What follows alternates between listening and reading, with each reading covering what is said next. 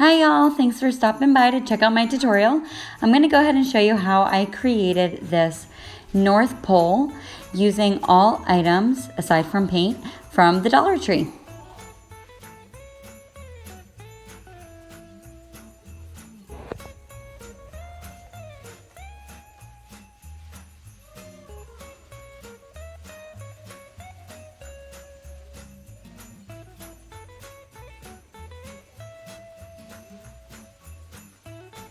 Okay, now the first thing I did was disassemble my mop.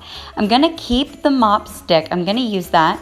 And also I wanted to keep this plastic piece that I will spray paint white.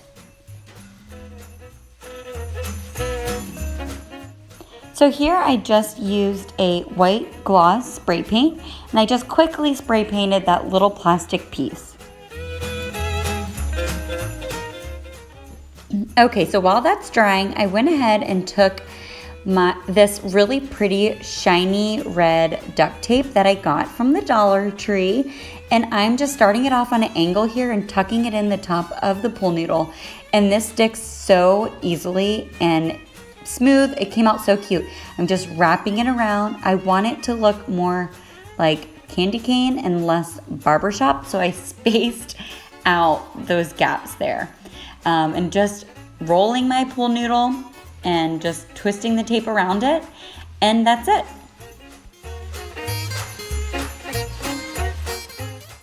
So then I just cut off the extra tape when I was finished and just kind of tucked it inside the pole so that way it was covering the bottom as well.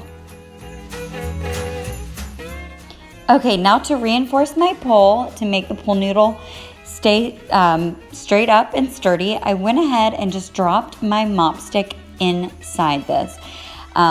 You can hot glue it a little bit, but keep in mind that the hot glue will actually melt the pool noodle.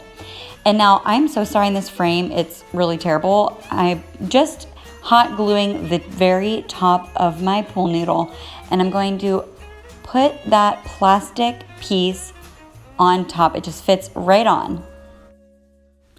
The next thing I did was hot glue my red styrofoam ornament that I got from the Dollar Tree onto my mop piece. Just a little bit of hot glue and a little bit of pressure to hold it on. Now the hot glue did kind of melt the styrofoam ball, the ornament, a little bit, which made it nice because it gave a perfect indent for it to really hold on. I'm just pressing it. And now I'm just kind of testing to see how it looks. My little elf helper here is helping me. So I found this sign at the Dollar Tree. I'm gonna use those 3 little signs for my directions for the pole, but I wanted the main stick to be used inside my pool noodle. So in the event that I wanna put it outside and I could just stick it in my yard, or I could put it in like some floral foam in a bucket, which is what I ended up doing, so I can use it indoor or outdoor. So I just stuck it in there, hot glued it. If it's too long, you could always snap it in half and then hot glue it. So then what I'm doing, I'm just peeling off, this one is very easy to peel, but I'm just peeling off that paper off of all 3 of my little signs here.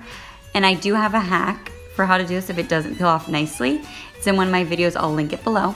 But once I got it off, I'm going to now use acrylic paint that I got from my craft store, and I'm gonna paint each one a different color. I'm doing red, green, and a gingerbread color. And it just needed 1 coat of paint. I'm just touching up some spots that I missed, and then I'm just gonna go around and paint the border of it. Now, I did not paint the opposite side because I was kind of, I don't know, excited and I didn't wanna take that extra step. But in hindsight, if you have this sign where you could see it from the behind, yeah, maybe you may wanna paint the opposite side. So now the next one, I'm mixing my green, it's like an evergreen color, with a little bit of an ivory or off-white, just to give it a little bit of a brighter look so it wasn't so dark on the board. For my Elf Village sign, I decided to go with a lighter shade of green. So I'm just taking this evergreen shade with a little bit of my antique white, and I'm just going to mix it together and use that. I didn't want the green to come out too dark, so that is why I added that off-white color to it.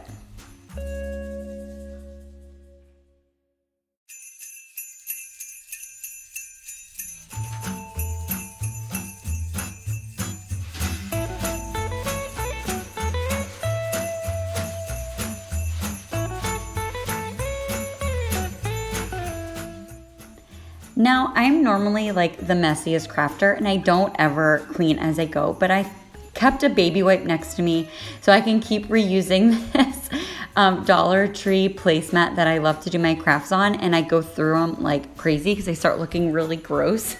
So I just kept that in there to kind of explain my process here. So now for my gingerbread one, I'm just using that same cream ivory off-white color. It's called Antique White. There you go, with a little bit of brown. And I'm just painting. I love this color because I feel like it reminds me of gingerbread or like hot cocoa. So I use this color combo a lot for my Christmas crafts. But I'm just doing my last one. They dried very quickly, which was fun. So now I'm going to paint some snow on the top of my signs. I'm just using house paint because sometimes acrylic white paint, it's a little bit thin and I want it to be thick, and I did not want the colors to shine through or show through, so that way I didn't have to do a million coats. Now I'm just being very like messy with this, just to give it that very organic looking fallen snow resting up on the top of that sign. I will add in here, check your local like Lowe's, Home Depot, Walmart for the Oops paint. I got this big pint size thing of really great quality glossy house paint that's white, and I use this for everything, and it cost me $2.50.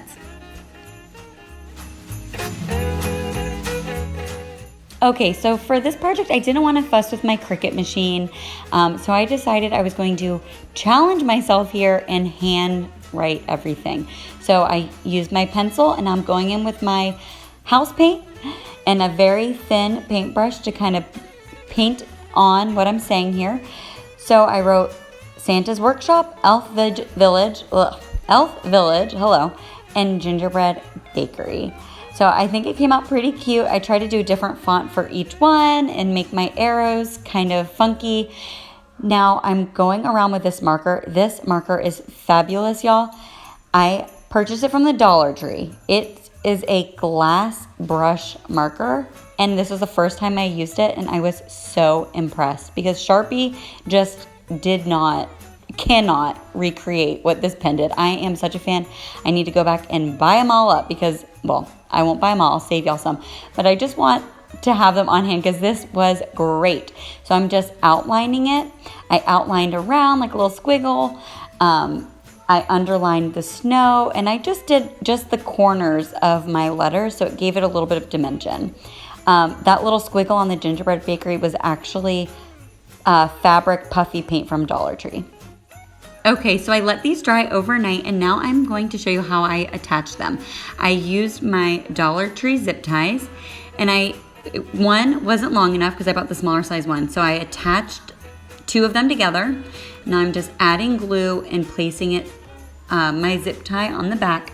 Now I'm just gonna pick up the sign to let that glue that's so melted kind of drip over, locking in the zip tie. I did try to just hot glue these on to my pool noodle, which, hello, it melted a big hole in my pool noodle. So I tried that with the Santa's Workshop. Didn't work, had to come up with a quick new plan B. You know, we're probably on plan D by now, but this ended up working perfectly. So excited. So I'm just gluing those on. Once that hot glue is dry, or, you know, almost practically dry, or it's not hot, I'm just going to add it to my pool noodle. And I'm placing it. I wanted them to not be perfect, which was great because, you know, I'm not I want to be a perfectionist, but it's just not how I am, as you probably all know by now. But I wanted them to kind of be off-centered and funky, like as if a little elf drew this, made this, and stuck those on with his little hammer and nail. I know, I don't have nail holes in there, but you get what I'm saying.